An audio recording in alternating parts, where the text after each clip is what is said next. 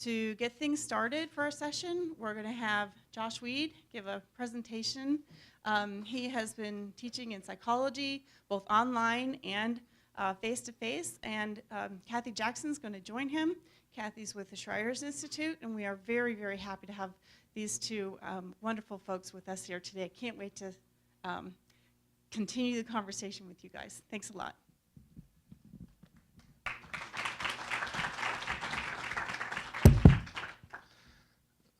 Well, I'm not going to be up here rapping. And I didn't realize we were going to have to follow such enthusiastic individuals. But I am excited, though, to be here.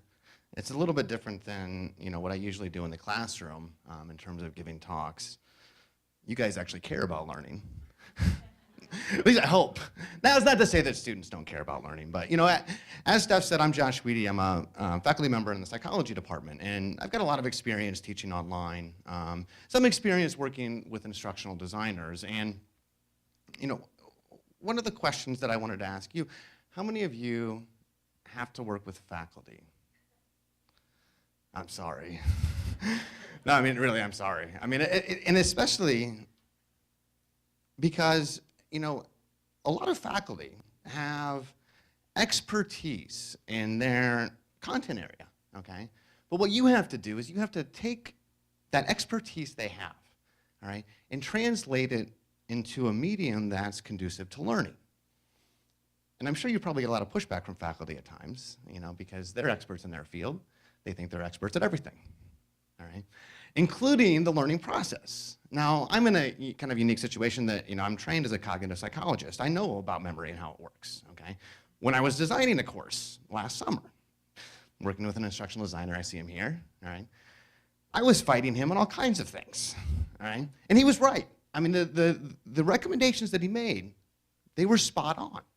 And this is one of the things we hope that you can get away from today's talk. We're gonna look at some of the aspects of cognitive psychology and hopefully give you some questions that you can use to kind of probe faculty to think about the design process, all right? Now, I don't know, Kathy, you want to add anything? All right. I guess I should just say I'm Kathy, and my current job, I'm actually a faculty developer, but I've been an instructional designer for a long time. In fact, so long I brought to show you, it's getting a little embarrassing, my first textbook in instructional design, $4.25. So, yeah, boy. And also another trick of the trade, in case you haven't seen this little way cool flip chart of Bloom's taxonomy. So anyway, all I bring to this picture is the perspective of an instructional designer. And so when Josh and I were originally asked to do this, we were asked to do separate talks. But then we realized there was so much overlap, it would be more fun. Not fun like your type of fun, but fun if we combined and sort of looked at this from the perspective of how you would use this information. I must say, Josh is pretty easy to work with compared to some faculty, although I will not say any names. Yeah, and so that's the way the talk is kind of designed, is I'll talk a little bit about theory, she'll talk a little bit about practice, and hopefully you can walk away with some things that you can use. Now, we wanted to start off, some of you may have seen this before, about the importance of paying attention, all right? Now, I see many of you have their laptops open, I see some of you typing. All right, now, in the classroom, I would call you out, and I would ask, what you're doing, and do you have anything to add? I'm not gonna do that today, but I just want to show the importance of focusing your attention on the task at hand, all right? And I'll just watch this little clip. Some of you have probably seen this before or something similar. The monkey business illusion. Count how many times the players wearing white pass the ball.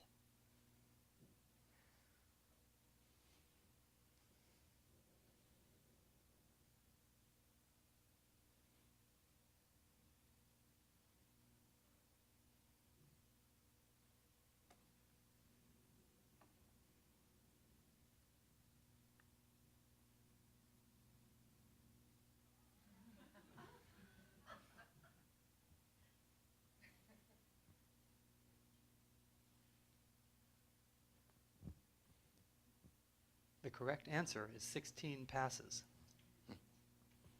Did you spot the gorilla? So how many of you saw the gorilla? How many didn't see the gorilla? How many of you seen this video before? A few. This exact one? For people who haven't seen or heard about a video like this before, about half missed the gorilla. If you knew about the gorilla, you probably saw it. But did you notice the curtain changing color or the player on the black team leaving the game? Let's rewind and watch it again.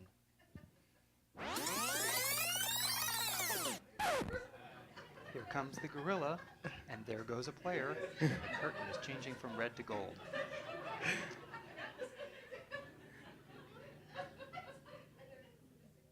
When you're looking for a gorilla, you often miss other unexpected events.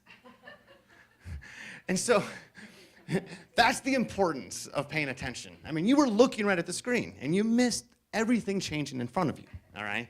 And so one of the things we want to highlight is that hopefully you'll be paying attention as we go through the talk today. Now, as I mentioned, I'm trained as a cognitive psychologist, and so what we look at a lot, how we represent information. I mean, that's really what cognitive psychology is. Whether it's, perceptual experiences. You don't directly perceive anything. Your eyes collect light, okay? It gets transduced into action potential sent up to the brain, and your brain basically takes those little pixels, essentially, and builds a representation of what's there. So we're in a classroom, there's a jackhammer outside, okay? And you're building that representation as it goes. Now, I'm sure many of you know quite a bit about cognitive psychology and learning and memory, you're doing the same thing, okay? But what the learning design process involves is taking content and representing it in a medium, okay? Like we have over here in the computer, all right? And so what we hope is that you can match up the way that information is presented in this medium with how our brain is representing the information, okay? Now what we're going to do, and I apologize this graphic isn't the best resolution, okay? But we're going to look at various aspects of how memory works and try to map that onto the design process. Give you some tools that can help to, interact with faculty and think and get them to think about, all right, the ways that they can use our knowledge of learning. Now, I will say cognitive psychologists, when we look at learning, we really look at memory, okay? Learning really comes out of educational psychology, but there's a lot of overlap between them, okay? And so what we're going to do is we're going to focus on a couple of aspects of processing in the brain, all right? We're going to look at working memory or short-term memory. Those terms are used interchangeably, okay? How we map that onto our long-term knowledge, all right? And then we're going to see, well, how can we incorporate the way that our memory works into the design process, all right? The way that we present the information. And we have a computer screen here, but really this applies to any medium, whether it's in the classroom, okay, or online. Now, one of the things that we know about cognitive psychology, about processing that we have, is that we have a very limited capacity for processing information. Now, we essentially have unlimited storage. I mean, as far as we know, no human has ever filled up their brain. Okay, you may think that you have, okay, but we don't have any record of that ever happening. But in terms of processing information, your experience, okay, we have very limited capabilities. And I'll try to highlight that. What are we going to do? Name the days of the week out loud and in order as fast as you can. All right, very easy, right? All right, very easy. Now, let's make it a little more difficult. Do it again, this time in alphabetical order. You all gave up already? All right. Let me help you out.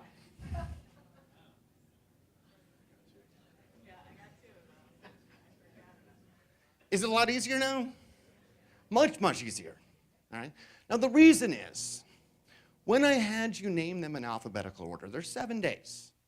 Okay? That's far beyond your capacity to process information. Okay? And so what you end up doing is you end up going, okay, Monday, Tuesday, Wednesday, Friday. Friday's first. Okay, so I'll put that in the first slot. Then you go back again. In fact, how many of you just gave up? You didn't even try. Okay?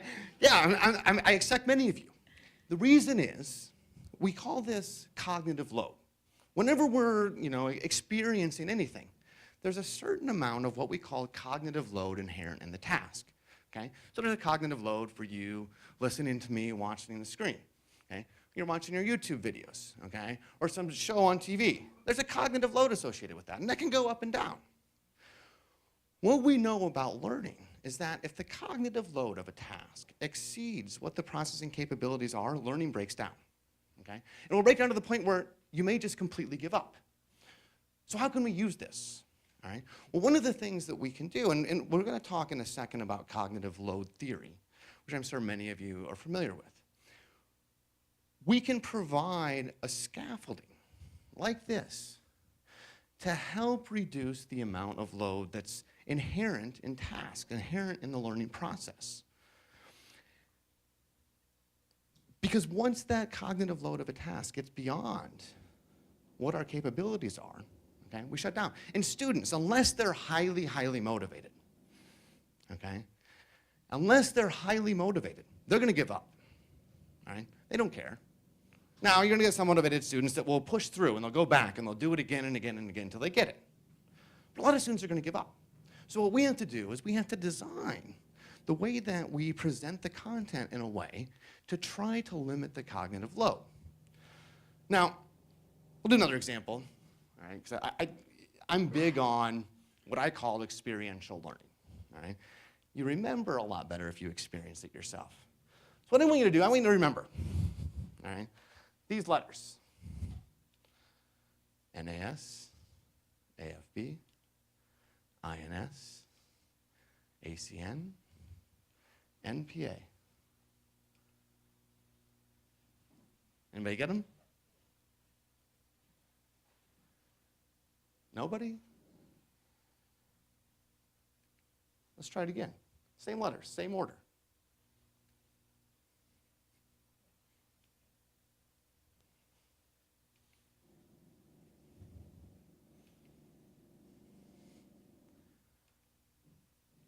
Now how many got them?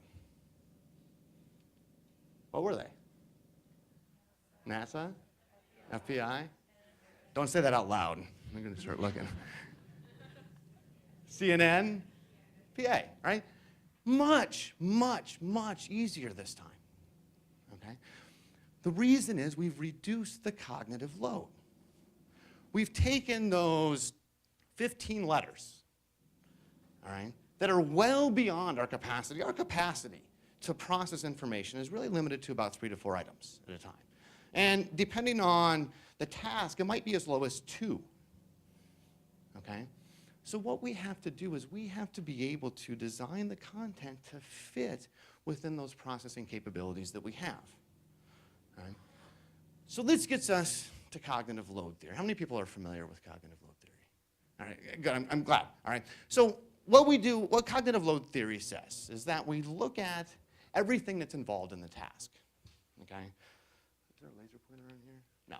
If we start at the top, intrinsic load. This is the cognitive load that's inherent in the task itself, okay?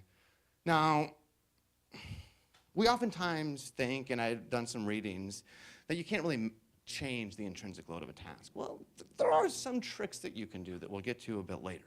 There are some tricks that you can do that can help you to manage the intrinsic load, but this is the difficulty that's inherent in the task. So 2 plus 2, right, is much different than solving differential equations, okay? So the intrinsic load, though, really is dependent on the content. There are some things we can do, okay? But what we can really work on is extraneous load and germane load. Now, the extraneous load, that's the way the presentation or the content is presented. And this is what learning specialists, this is what they work on, okay? When we talk about reducing extraneous load, right, learners, they only have a limited capacity to process information. If they are using any of that capacity to access the information, that's taking capacity away from learning the content. So you want to reduce this as much as possible. For example, okay, you want to describe a triangle. I can sit up here and describe what a triangle is. It's got 3 sides, they all connect, internal angles add up to 180. Or I can show a picture of a triangle. Right? That picture represents everything I just said with a much lower extraneous load. Now the germane load, okay, this is the one that we really need to focus on. This is the way that we can match up this information that's coming in with existing knowledge that we have. All the knowledge that we have is built upon previous knowledge. What we want learners to do is to take this content that we're delivering to them and match it up with what they already know. That's what the goal of the learning process is. And if they can match that up, they can then get that into long-term memory. They can use it later in life, okay? They can use it later in their courses.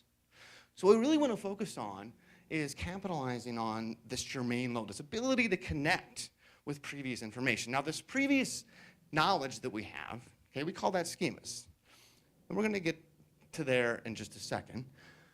But this brings us to our first point, all right? When we look at cognitive load, okay, you know, it's based on these 3 factors added up. If the cognitive load exceeds processing capabilities, learning will break down, okay? Now, this is particularly important when we have content or tasks that involve high intrinsic load. And this happens, okay, in every course, all right? So one of the things that you can do, and I'll turn it over to Kathy, is the question that you can ask, all right? And Josh, I don't want to be a pest, but we have to watch our time. Ah, So got just it. a little forewarning. Oh, yeah. All right. So often as instructional designers, one of the key things we do is just ask questions and help people think about what matters. I also want to warn you, the operative word in that question is not the number 5. I'm married to a faculty member, and I was just running these questions by him last night, and he goes, 5? Where'd that come from? Why do I need to worry about 5 big concepts? It's like, oh, brother. So just, you know, that's so irrelevant. But it's important that we ask, you know, how are things connected so that we help faculty start to deal with these schema, these cognitive loads. The difficult concepts will take more time. Everybody who's taught a while, you start to hone right in on they can't do this or this is where they struggle. And so you want to identify that, and often when they're struggling with it, some of it has to do with they just have misconceptions. As we know, those are really stuck in their minds too. So that's one thing that you really want to get people thinking about, the big questions, how it connects, so that they avoid the plague of content coverage. Getting through the content just to get through it is really deadly. I knew a faculty who cut out 40% of his content by making it a more active class. Students performed so much better. And so we really have to think about, you know, the difficulty, how it connects, and the schema. Yeah, and that's a great point. 5 is completely irrelevant, okay?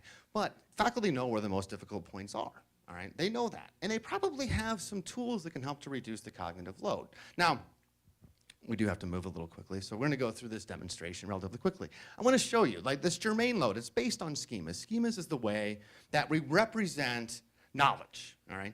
They're built on experiences. All of your knowledge is essentially stored in schemas. It starts off when you're young, okay? You're crawling around on the ground, everything goes in your mouth, right?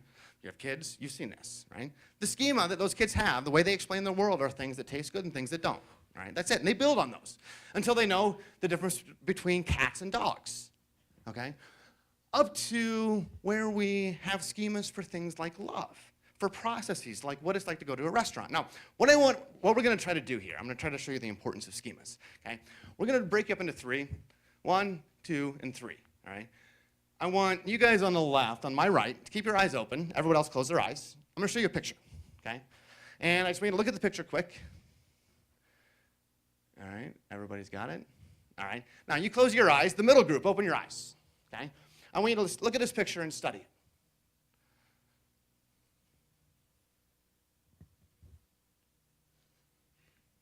All right, now close your eyes. And that's cheating over here. Now, the group over here on the right side of the room, open your eyes. All right? Now, what we're going to do, everybody can open their eyes again. Okay? I'll read you a little story. If the balloons popped, the sound wouldn't be able to carry since everything would be too far away from the correct floor. A closed window would also prevent the sound from carrying, since most buildings tend to be well insulated. Since the whole operation depends on a steady flow of electricity, a break in the middle of the wire would also cause problems. Of course, the fellow could shout, but the human voice is not loud enough to carry that far. An additional problem is that a string could break on the instrument. Then there could be no accompaniment to the message. It's clear that the best situation would involve less distance. Then there would be fewer potential problems. With face-to-face contact, the least number of things could go wrong. Make sense? Does this make sense? Raise your hand if it makes sense. What are you guys doing over here? I knew you guys were the smart ones, right? The reason is, I put a schema in your mind. Here's the pictures that were shown. All right? Now, you guys over here, you guys really got screwed, okay? There was nothing there to help you out, okay? The group in the middle, this is exactly what that paragraph was describing. I gave you a schema that you could put those pieces of information in, and it makes sense, okay? Over here, the pieces are there, but they're not in the correct order, all right? So it's a little more challenging. I mean, how many of you have received some content from a faculty that was like that paragraph that was there, okay? If that's the case, okay, if you're not understanding it, how are the students going to understand it? You know, we have to match up the content with schemas that they have, all right? Now, this is going to depend a lot on, you know, the nature of the course. Introductory courses, okay? They often come in, the students, the learners, with no knowledge. We have to build those schemas for them. Now, they're going to have past experiences that they must build upon. That's how learning takes place. In more advanced courses, there's often prerequisites. So you expect students to have some knowledge, some prerequisite knowledge. Okay, these are schemas, this is what they are, okay? The problem is there's such variability in the amount of prerequisite knowledge that students come in with, okay?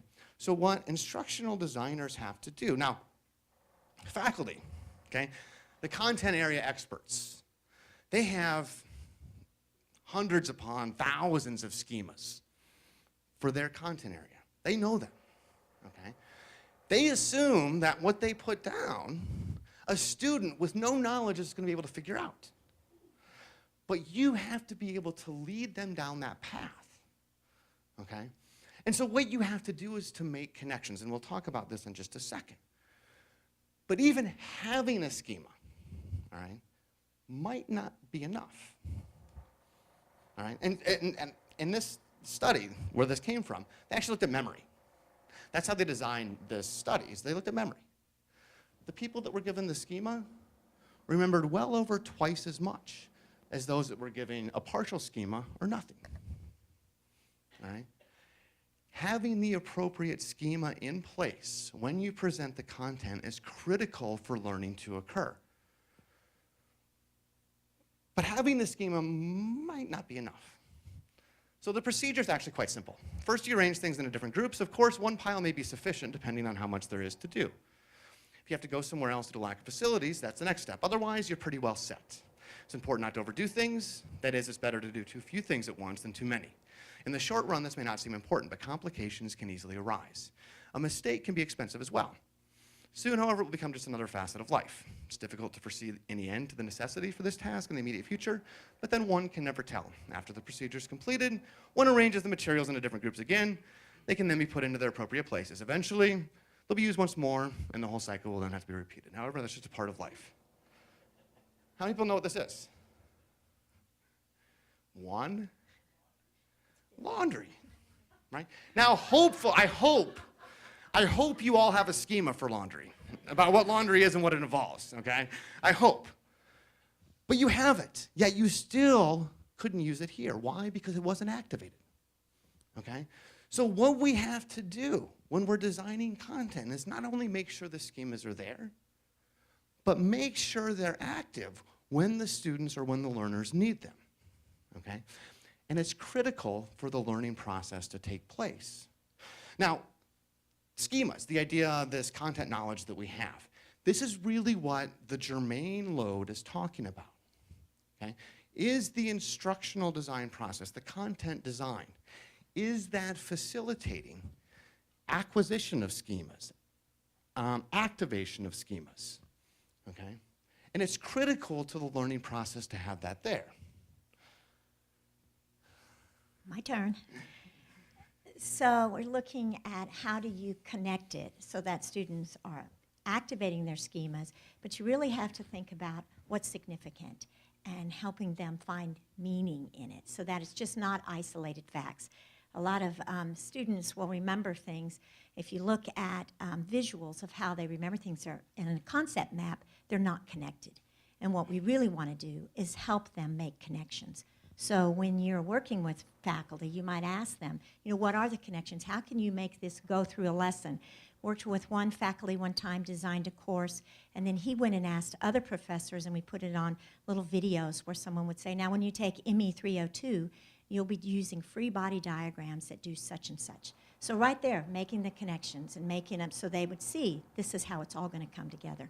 Yeah. No, and that's a really important aspect of it. I mean, you can do this at a course level, you can do it on, kind of an assignment level, at a program level. I mean, you're building these schemas, and you want to reactivate them as much as you can.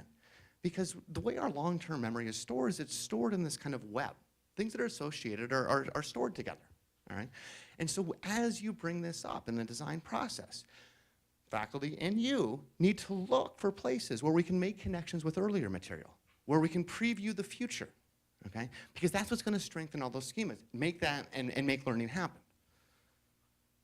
Now, this is a modification somewhat of what I do in the classroom, all right? First day class, especially my introductory class, I always ask this to my students. Which of the following is the most important ingredient for successful learning? So the intention and desire to learn, paying close attention to the material, learning in a way that matches your personal learning style, the amount of time you spend studying or learning, what you think about while studying or learning, all right? Now, it's a somewhat loaded question. Some of these are important, okay? But there is really one on here that really is the most important. I'm going to ask you, with a show of hand, 1, 2, 3, 4, 5, okay? On the count of 3, we're all going to put them up. And you're going to put 1, 2, 3, 4, 5. Give you a second to think about it. I can see the gears turning. All right, ready? 1, 2, 3. I see 4s, 1s, 3s, 1s, 5s, 3s, a lot of 1s, some 2s. I mean, it's a mix, all right? Now, I want to point out right away, number 3, learning styles. There really isn't any evidence that learning styles translate into any measurable academic improvements. Now, there are some things that maybe lend themselves to visual presentation better than auditory, but to try to match up a student's learning style with presentation of information, there's not a lot of evidence suggesting that works. Throw that one out the window, all right?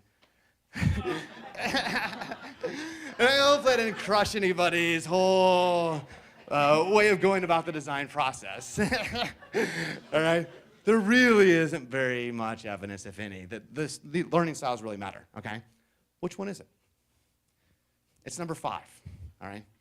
What you think about while you study, all right? Or while learning is happening. Now, we have until 10:10, right? I had a demo to do, and there's no way we have time for it, okay? But it basically shows how important it is. I mean, what I was going to do is give everybody sheets of paper with different instructions, okay? One of you were going to rate the pleasantness of words I was going to read off. The other one was going to check whether there were E's or G's in the words. And what you find, the people that rate the pleasantness of the words as I read them, okay, will remember way more, all right? When I do this in class, I have everybody stand up, okay? Pretty much everybody in the EG checking, where all they have to do is think about the spelling of the words, is sitting down, okay? I start, how many remember 10 words, 11 words, 12 words. Everybody in the EG checking group is sitting down, while almost everybody in the group rating the pleasantness is standing up, okay? The important part of learning is how the individual is processing the information, how the learner is using that to connect that information with previous knowledge. Okay? Now, where this comes from is a work from a while ago by guys named Craig and Lockhart, looking at levels of processing. Okay? And what they would do is essentially tasks like that, where they would have people count how many letters there were, was it written in capital letters, versus does the word rhyme with this, okay? Versus, would this word fit in a sentence? And they looked at the different ways that people were encoding information, right? And they found that if you processed originally the information at a deeper level, you thought about the semantics, you related it to yourself, you experienced something, memory was much better, and in some cases 6 times as high as processing at a shallow level. So what does that mean for the design process? You really have to think about how the learner is interacting with the material, okay? One of the things that we know is it's kind of this idea of active processing, okay? Now, a lot of times in the classroom when I teach, I'm up there lecturing, the students are listening while they're checking Facebook, they're doing online shopping, okay? And they're not really thinking about the material, okay? But what you need to do is you need to get them to process it. I mean, I can ask you, how many Seinfeld fans are there? You remember Keith Hernandez? Yeah, in fact, all right? Now think back to the first time you learned about working memory. Remember anything about that experience? Probably not, because it was in a lecture. Okay, maybe you read it in a book, all right? But watching Seinfeld, it's an experience, okay? It makes you laugh. It makes you cry, okay? There's emotion tied to it. So what you need to do in the design process is find ways to get the learners to interact with and actively process the information, okay? It can be as simple as just adding a YouTube clip, popular media, okay? TV shows, movies, all right? Those are the things that students remember. Okay, in fact, I've had students, I teach the introductory psychology class, and I teach one of the research methods that they take much later, okay? All the students say, I took your intro class, and I really liked it, and I'm like, what do you remember, okay? They remember the demos and the videos that we did, right? That's what they remember. Now, when I probe them a little bit, they can come up with the topics we talked about around those, okay? But it's because they were actively processing the information, okay? That's what led to the stronger memory. So when we think about the deeper learning, it's really just getting students to understanding. As we know, memory is just the residue of thought. If we think about it, we'll remember it. And so we want our students to be thinking about things and applying it. And so a lot of this has to do with how we're asking students to process the material. It's not only what we're doing in class. Do we have an active classroom? Are we showing them things? Are we getting them to do? But it's a lot about assessment. Do we ask them to do performance-based assessment? Do we ask them to do things that really require thinking? So as we can go through a lot of activities, I think, that really don't prompt deeper thinking. And so you've got to be pretty particular about it. And you can come up with some ways that I really think promote a lot of deeper thinking. The shallow learning, sometimes it is necessary. There are some things you just have to know. I mean, facts are important, but you probably don't have to spend a lot of time teaching those. And one of the things that you can do along these lines is you don't have to have your assessments get to this. You can just throw something in the content like, how is this related to this? Just pose the question there. Okay? Students will read that, and they'll think about it. That's what you want them to do. Okay? They don't have to write out an answer and get it checked. In fact, there was a study that was done where it's unpublished results. I'm not really sure why it was unpublished. I don't know the author directly. It was secondhand. I heard this story, where they had people, after reading, they just submitted 3 questions, deep questions, as deep as they could about the reading. They submitted them. That was it. They didn't answer them. Nobody checked them. Okay? The students that just wrote those 3 questions performed significantly better than the ones that didn't. Just writing the questions, okay, forced them to think about the material at a deeper level. And That was a colleague of Stephen Chu. Stephen Chu, if some of you know Stephen Chu, as a colleague has done in Alabama. All right. Now, along those same lines, kind of getting at practice and stuff, there's an effect, it's relatively recent, called the testing effect. Some of you may or may not be aware of this, all right? When you're designing a course, one of the easiest ways that you can promote learning is to include multiple tests. Doesn't have to be necessarily multiple choice, okay? Okay? There are studies that were done where they would give people new information. They would have them study, everyone studied it once, okay? Some people would study it a second time. Other people would take a test on it, okay? They experienced the material the same amount of time. The people that were tested on it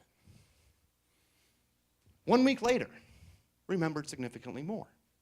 And this has been repeated. This is the original study that really looked at this. It's been around for a long time, actually since the late 1800s, early 1900s, okay? But it's really been more recent that people have started to look at this in the classroom. And consistently, time after time again, by repeated testing, what you're doing is you're getting the learners to practice retrieval. Okay, we know practice makes perfect. Through repeated testing, okay, what they're doing is they're practicing pulling that information from long-term memory and using it. In my Intro to Psychology class this semester, okay, I took the test bank from the publishers, right, created some practice tests. I didn't put any effort into it at all. Right? Now, I just gave students could select whether or not to do it. Okay? I didn't randomly assign them. That's the next step. Right? The ones that did much better on the exams. I mean, it was amazing. It was the best predictor, actually, even better than coming to class. All right? The repeated testing helps because it practices the process of retrieval. And so, As we know, not all practice is not equal. I know that for sure because I'm learning to play the violin. Fortunately, I didn't have to demonstrate that in here. I freak out at the recitals. It's me and a bunch of 5-year-olds, and I'm shaking away. But anyway, back to practice. So the type of practice they do is really important. You can do all kinds of things, like I know some faculty now who have students do homework, and they don't turn it in, they get test on the homework. It's a practice, but they're getting the testing effect. There's lots of practice we can do, but it has to be very targeted. I feel kind of funny saying this, but it has to be goal-oriented. Think about the type of practice. Does it match what you really want them to be able to do? Very important. And we have to consider the feedback aspect. Josh, you teach classes of 300 plus.